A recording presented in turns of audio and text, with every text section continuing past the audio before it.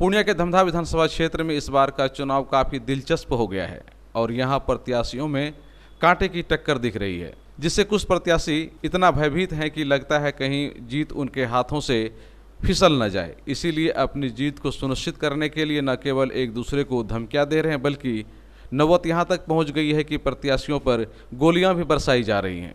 ऐसा ही हुआ है रालोसपा के प्रत्याशी रमेश कुशवाहा के साथ। रमेश कुशवाहा जब अपने कुछ समर्थकों के साथ मेहता चौक स्थित अपने कार्यालय पहुंचे और कार्यकर्ताओं नेताओं के साथ बैठक कर रहे थे, तभी दो नकाबपोशों ने ताबड़तोड़ फायरिंग शुरू कर दी। जब तक कोई कुछ समझ पाते तब तक अपराधी वहां से फरार हो गए। तत्काल इसकी सूचना स्थानीय थाना को दी गई, जिसके बाद सदर डीएसपी ने खुद घटनास्थल का मुआयना किया और मामले की जांच प्रारंभ की। गोलियां लगने से दीवारों पर बड़े बड़े गड्ढे हो गए हैं, जबकि कुछ गोलियां दरवाजे को पार कर दीवारों पर जा लगी। इस घटना से रालोसपा प्रत्याशी जहां घबराए हुए हैं, वहीं कार्यकर्ताओं में भय का माहौल व्याप्त है। इस संदर्भ में रमेश कुशवाहा ने प्रेस वार्ता के दरमियान कहा कि एक बाइक पर बैठे दो व्यक्ति उसका पीछा पहले से कर रहे थे, जिससे पीछा छुड़ाने के लिए वे कार्यालय पहुंच गए और कुछ ही देर बाद उन लोगों पर हमला कर दिया गया। हालांकि रमेश कुशवाहा बाल बाल बच गए, किंतु उनका सहयोगी अमरेंद्र कुशवाहा मामूली रूप से जख्मी हुए।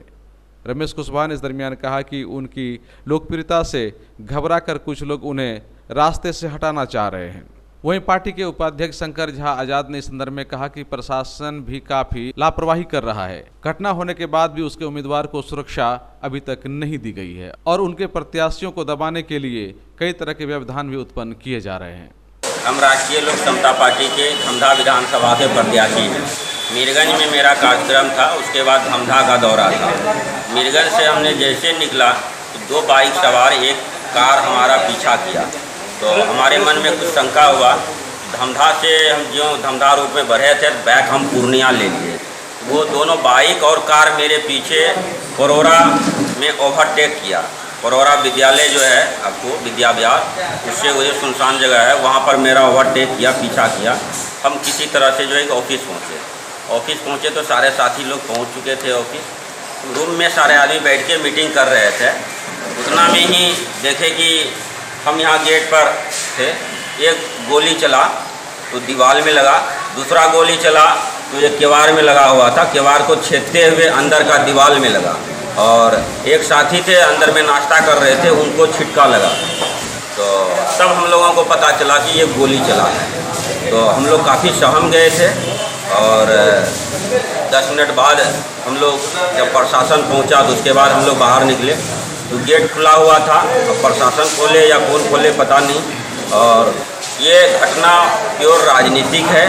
धमधा विधानसभा में हमारी कैंपेन जिस हिसाब से चल रही है, हमारा नंबर 1 कार्यक्रम वहाँ चल रहा है। इससे जो है कि विपरीत जो कैंडिडेट हैं वो काफ़ी सहमे हुए हैं, वो कहीं ना कहीं हमारा हत्या कराना चाह रहे थे। अच्छा, कौन हो सकता है? जिनको हमसे भय होगा वो हो सकता है। किनको भय है? अब किनको भय हो रहा है ये बात तो हम कैसे बता सकते हैं। आपको तो किसी पे शक होगा ना? शक जो है कि राजनीतिक है, राजनीतिक दल जो हमसे टक्कर में होगा वो हो सकता है। वहाँ तो बहुत सारी राजनीतिक पार्टियाँ चुनाव लड़ रही हैं। हम वो जो भी है जिनको मतलब हमसे भय होगा वो ऐसा करवा रहे हैं। राजनीतिक धमकी मिल रही है, हमारे कार्यकर्ता को मिल रहा है कि मतलब हम लोग शिथिल हो जाएं, ऐसा धमकी कार्यकर्ता को भी मिल रहा है। कल भी मीटिंग किए, उसमें भी जानकारी मिला कार्यकर्ता लोग को धमकाया जा रहा है मुखिया प्रतिनिधि से, तो इधर से उधर से ऐसा हो रहा है। राजनीतिक दल ऐसा कर रहे हैं हमारे कार्यकर्ता के साथ। ये धमकाने वालों में जो कार्यकर्ता लोग को धमकाते हैं वो किस पार्टी के हैं या फिर ये देखिए किस पक्ष के हैं। मुखिया सरपंच तो किसी पक्ष के नहीं है, वो कहाँ से डील होते हैं, किधर से होते हैं। कुछ प्रभावित लोग हैं जो बाहुबली हैं, वो कहाँ से डील होते हैं ये तो हम नहीं बता पाएंगे। लेकिन जो भी षड्यंत्र है ये राजनीतिक मुद्दा है। कहीं ना कहीं लग रहा है कि हम 1 नंबर पर चल रहे हैं, इसलिए कि मेरे ऊपर ऐसा किया जा रहा है, हमारे कार्यकर्ता को धमकाया जा रहा है। दूसरी बात है कि हम चुनाव आयोग के बारे में भी बोलेंगे कि जो भी इधर दल है जिसमें हम भी हैं, कोई भी चीज़ का परमिशन लेने के लिए जा रहे हैं, 3 दिन से पहले कोई परमिशन नहीं मिलता है। 3 दिन बाद पता चलता है कि रिजेक्ट हो गया, ये पेपर नहीं है, वो पेपर नहीं है। पेपर लेते समय वो लोग कुछ नहीं बोलते हैं। इस तरह का भी हो रहा है। गाड़ी का अदना सा कैंपन कराने की पास करवाने के लिए 3 दिन समय ले लेता है। ये स्थिति है। बाकी लोगों का सही समय पे हो जाता है। बाकी लोग का जो है सारे का वही है, जो निर्दलीय हैं और भी जो हैं प्रत्याशी, सबका वही हाल है। मतलब कहीं ना कहीं लग रहा है कि सत्ता पक्ष को अच्छा, डैमेज करने की कोशिश कर रहा है। हाँ, ये डैमेज करने के लिए। आज देखिए मेरा चुनावी कार्यक्रम था, अभी तक हम लोग जो है कि इसी में सिमटे हुए हैं। कहीं ना कहीं ये षड्यंत्र है। 3 तारीख को राष्ट्रीय अध्यक्ष उपेंद्र कुशवाहा जी का प्रोग्राम है पोखरण हाई स्कूल में, और कहीं ना कहीं ये बाधा डालने के लिए ऐसा किया गया है। राष्ट्रीय लोक समता पार्टी के एक एक कार्यकर्ता में और जोश बढ़ गया है, और पूरी मजबूती के साथ हम लोग कार्यक्रम करेंगे और पूरा चुनाव लड़ेंगे और जीतेंगे। धमधाम में गुंडागर्दी राज नहीं चलने देंगे, ये हम लोगों का। अच्छा, वहाँ परिवर्तन आप लोग ला रहे हैं? परिवर्तन लाएंगे। अच्छा, ये पुलिस जब आई तो उनको पुलिस क्या क्या जांच की, कुछ ऐसा? पुलिस जो है कि जो गोली चला था, गोली का टुकड़ा और खोखा उसका जो है वो लेके गए, प्रशासन वो लेके गए। रात में डीएसपी साहब आए थे, वो भी वेरीफाई करके गए। यहाँ की घटना ही नहीं है, हर जगह हमारे पार्टी से, चाहे हमारे गठबंधन से खलबली मची हुई।